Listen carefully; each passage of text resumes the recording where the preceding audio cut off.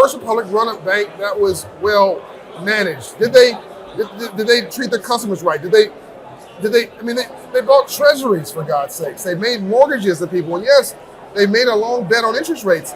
But a lot of other people, really smart, made a mistake. The stock market nailed everybody in 2022. It wasn't some people, it was everybody. So I think we need to not be in the blame business. We need to be in the how do we rise business. And I think if First Republic was in China, the Chinese government, and by the way, I'm not a fan of the Chinese government. I think they've hijacked capitalism and cheating at it. I'm just making a case that they would have found that was a bank that it was necessary for the growth of the Chinese experience, because they want to be the leader of the future world. I think we need to say in America, how do we have a we conversation and not just a me conversation? How do we have a relationship with each other where we realize we're better together, and how do we come up so that all boats that are sustainable rise? In addition to having close relationships with the leadership of First Republic, you've also been very well sourced in Washington. Certainly the Obama administration. So what? Obama, right? Bush, yeah, all the Clinton, and so what don't we get? Because you've been giving this message of hope and working with the banks. Are you surprised that we aren't further ahead on our thinking around this, given all the focus on trying to invest in entrepreneurship, trying to bring people? Here we are 31 years later from what you started. Where are we? I think success is lazy. People become successful and they make the mistake that I'll always be successful. I don't need to reimagine. And that you become Blockbuster, not Netflix. You become Sears and Robux versus being a new era online Shopify. Yeah. You're not reimagining your thinking.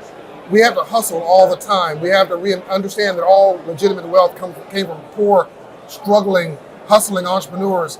UPS was Jim Kelly with a bicycle, and Walmart was Sam Walton with a pickup truck. And Goldman Sachs were Goldman and Sachs selling financial services door to door. Yeah. Every big business was once a small one.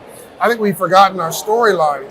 We've forgotten that we've got to look at the least of these God's children and say, how can we back them so they can support and become the business that's employing 10,000 people. I mean, Steve Jobs was literally in a garage, and Bill Gates was in a garage. I think we forget these American stories. A lot of black entrepreneurs started literally from nothing. Jet Magazine with a $50 loan from his mother, and stories go on and on and on. Me, I was homeless for 6 months of my life in Compton, California, South Central LA. I, as you know, came from nothing. Yeah. That's why I take no for vitamins.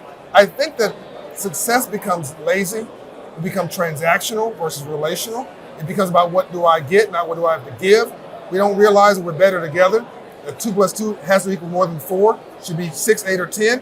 And that you can't grow GDP with college-educated white men alone who are already successful. There's not enough of them. That's not a racial comment I'm making. The color's not black or white or red or blue politics. It's green.